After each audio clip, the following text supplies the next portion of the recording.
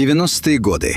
Россия. Рубль стремительно летит в пропасть. Полки магазинов пусты, а законы перестали работать. В это время в стране появляется новая, самая твердая и надежная валюта. Это не доллар и не золото. Это автомобиль «Жигули». Новенькая вишневая девятка. Из-за этих машин развернулась самая масштабная, кровопролитная и дорогая криминальная война в истории современной России. Война, в которой на кону стоял 1% всего ВВП огромной страны. Война, которая унесла жизни более 400 человек. Бандитов, директоров, журналистов и милиционеров. Сегодня мы разберем битву за АвтоВАЗ. Историю о том, как мафия захватила гигантский завод, поставила на колени государство и создала собственную криминальную империю. Чтобы понять, как завод оказался в руках бандитов, нужно посмотреть на сам город Тольятти. В советские годы это была всесоюзная стройка. Сюда со всей страны съезжалась молодежь.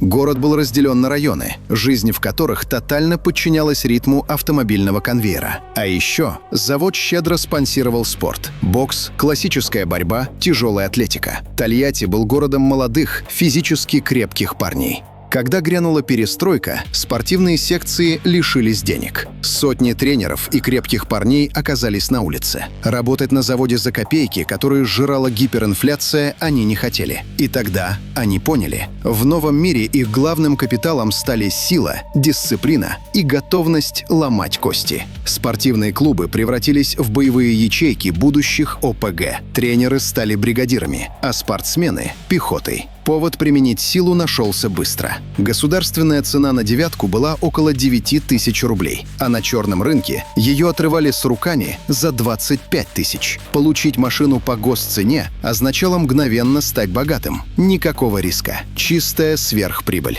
И за эту сверхприбыль начали убивать. Поначалу бандиты даже не трогали готовые автомобили. Они выносили завод по частям. Территория АвтоВАЗа — это 600 гектаров, 1,5 километра главного конвейера. Охрана состояла из пенсионеров с берданками. Детали выносили в сумках, прятали в мусоровозах или просто перекидывали ночью через заборы. Воровство приобрело промышленные масштабы. Ежедневно завод терял запчастей на десятки тысяч долларов. Вокруг завода вырос гигантский стихийный железный рынок. Именно контроль над продажей краденого сформировал первые капиталы местных группировок. Главными игроками стали Волговская ОПГ во главе с Александром Масловым и группировка Владимира Вдовина по кличке Напарник. Мирное сосуществование длилось недолго. В ноябре 1992 года лидера волговских Маслова убивают возле собственного дома. Это убийство стало Рубиконом. Тольятти забыл о воровских понятиях. Началась системная криминальная война с применением автоматов, взрывчатки и снайперских винтовок. Но пока бандиты стреляли друг в друга, настоящие миллиардные капиталы выводились в московских кабинетах. К 1994 году примитивное воровство запчастей стало уделом пехоты. Высшие эшелоны мафии объединились с московскими олигархами. Одной из ключевых фигур того времени стал Борис Березовский и его компания «Логоваз». Схема была гениальной в своей наглости – реэкспорт. По бумагам машины отправлялись за границу, избегая налогов и акцизов, а по факту продавались внутри страны по рыночной цене.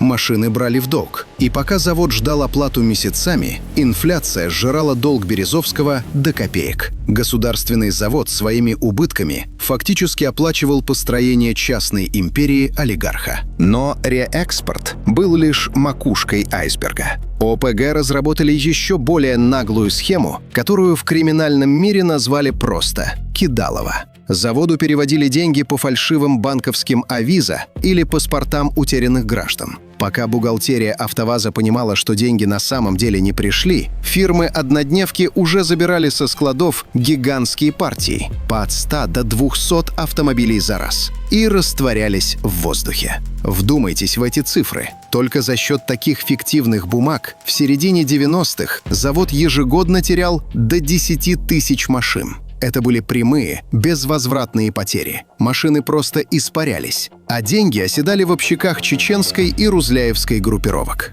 А в это время на земле, на территории завода, царил абсолютный криминальный диктат. Площадки отгрузки готовых машин назывались клетками. Каждая клетка принадлежала конкретной ОПГ.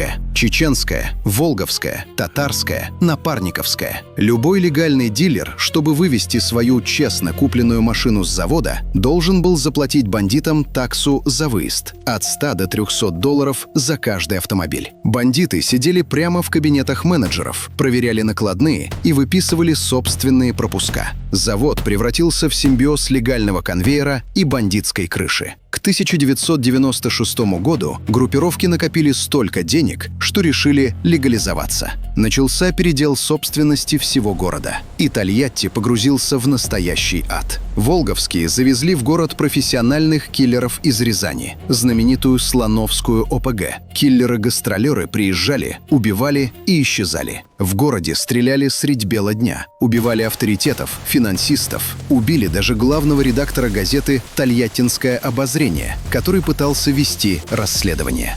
Бандиты и коррумпированная номенклатура не терпели никакой огласки. Когда местные журналисты попытались рассказать правду о том, как разворовывают завод, мафия ответила жестким террором.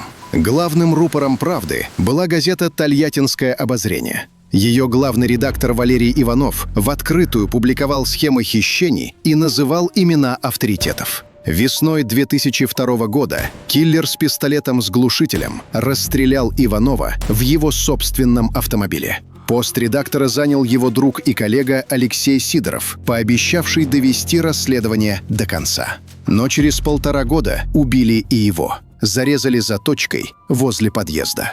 Мафия показала городу: любой, кто осмелится открыть рот, будет физически уничтожен.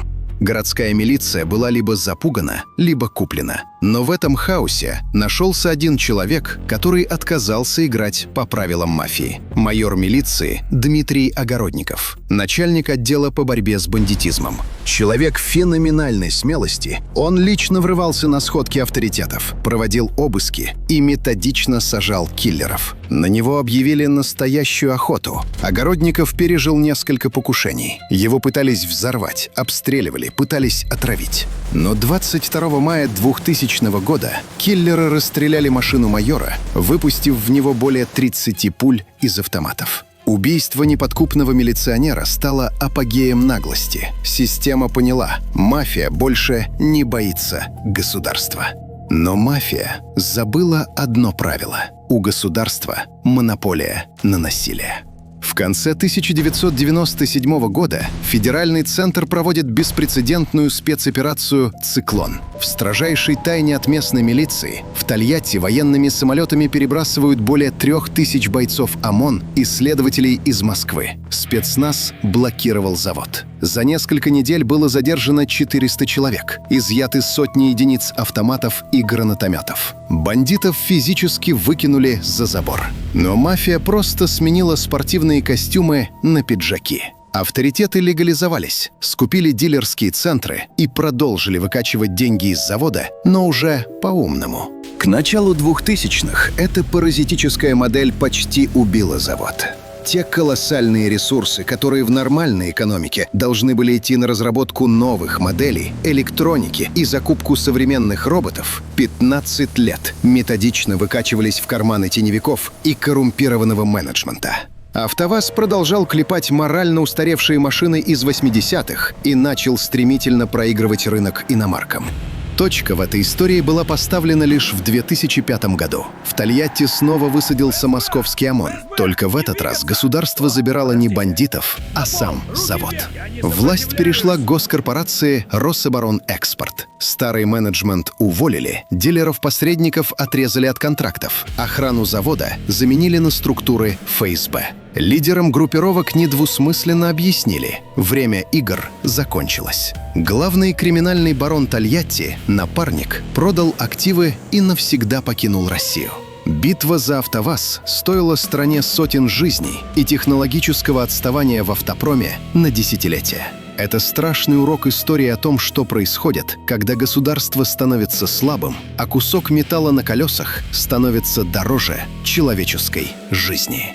С вами был канал Crime Time.ru. Пишите в комментариях, помните ли вы машины эпохи 90-х, и подписывайтесь на канал, чтобы не пропустить новые расследования.